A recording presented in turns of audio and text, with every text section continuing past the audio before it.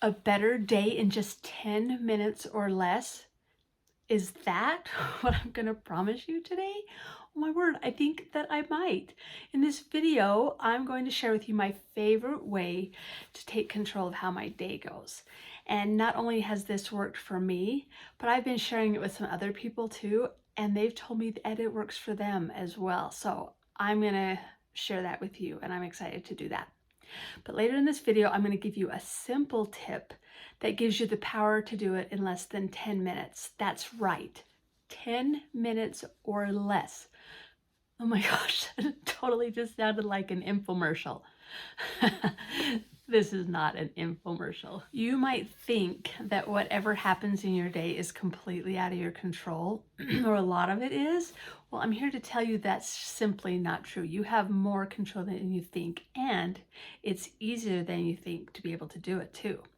So I've decided to call this method the looking forward method. It sounds easy, because it is. Most of us have heard of setting an intention. And just in case you haven't, setting an intention is basically deciding what you want to have happen. It's a pretty simple definition. What I want to talk about today is taking a few minutes in the morning to go over not only what you have planned for the day, but to also make a decision about how you want those things to go.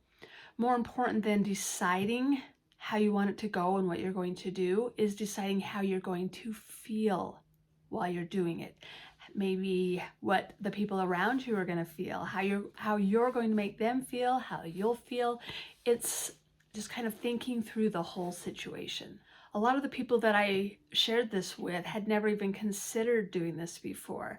And now that they've started adding it to their morning routine, they've seen that it really does work, and it's made some big changes in how things have gone for them in their lives. Now, are you going to become the queen of everything and nothing goes wrong?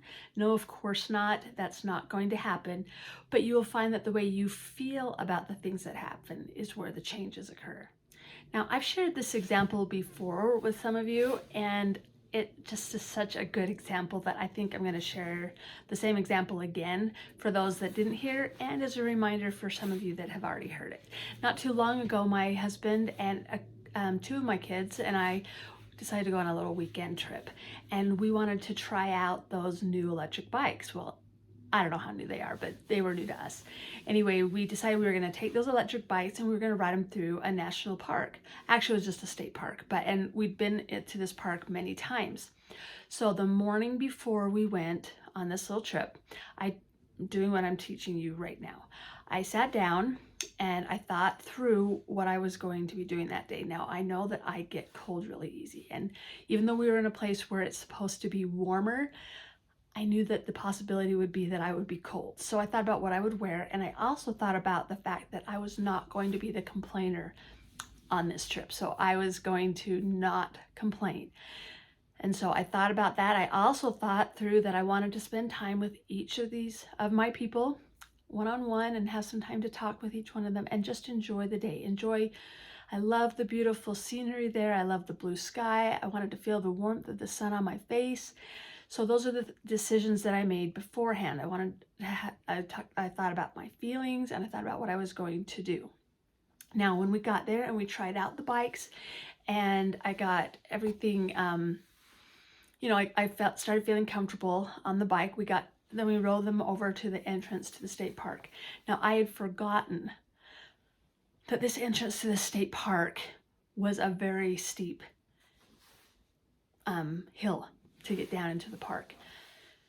Now, if you know anything about me, there's two things that I'm terrified of. I'm terrified of going fast, and I'm terrified of going down a hill. So that's why I don't ski. And here, those two things were in front of me. Okay, immediately though, even though this wasn't the situation that I had visualized in the morning, I still thought back to how I had decided I was going to feel. I wasn't going to complain, and I was going to enjoy my day with my family. So even though everybody took off really fast, I decided I was going to do it too. And I went slower than them. I didn't care, but I did not complain. And I did it. I focused on the beautiful scenery. I focused on the warmth on my face. And once I got to the bottom, Luckily, the brakes didn't burn out because I had squeezed them so much, but I made it. And I was able to enjoy the rest of the day. And it was a beautiful day. It was so much fun. I enjoyed the time with my kids and with my husband so very much. And I enjoyed being outside. It was the exact break that I needed. And if I hadn't have made that decision beforehand that that's how I wanted to feel, I may have reverted back to an old pattern, which was to chicken out, and I would have missed out on the whole thing. So how do you start using this really powerful practice? What do you need? All you really need is your brain. You just need to think through how you want to have things happen. You can take it up a notch by writing it down. And I believe that when you write things down, they become more solidified, they become more real. Now, I write it down in a specific place that I have, I've designed a planner that does it. So I've got my intentions right there that every single day I write them down in my traveler's notebook, and I think through what I'm going to do that day. And when I go through each activity in my day, I've already increased my chances of having a better day. So are you ready to try it? Are you ready to commit to 10 minutes or less each day? If you'd like to use the planner that I designed, you're welcome to purchase that in my Etsy shop, and I'll leave you a button on the email. But you don't need it. I don't want you to think that you have to have it. It is nice and it reminds me to do it every day, but you don't need it. All you need is a piece of paper and a pen. Just sit down and think through the activities and the events of your day. Think about who you're going to be with, and think about what you want to have happen and how you want to feel while you have it happen.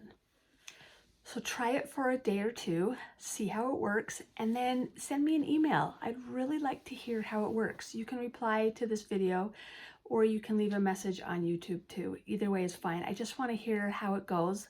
Like, my camera keeps stopping on me, but what I'm trying to say is please let me know how it goes. I'd really be interested to hear. Thank you so much for watching, and I will see you here next week.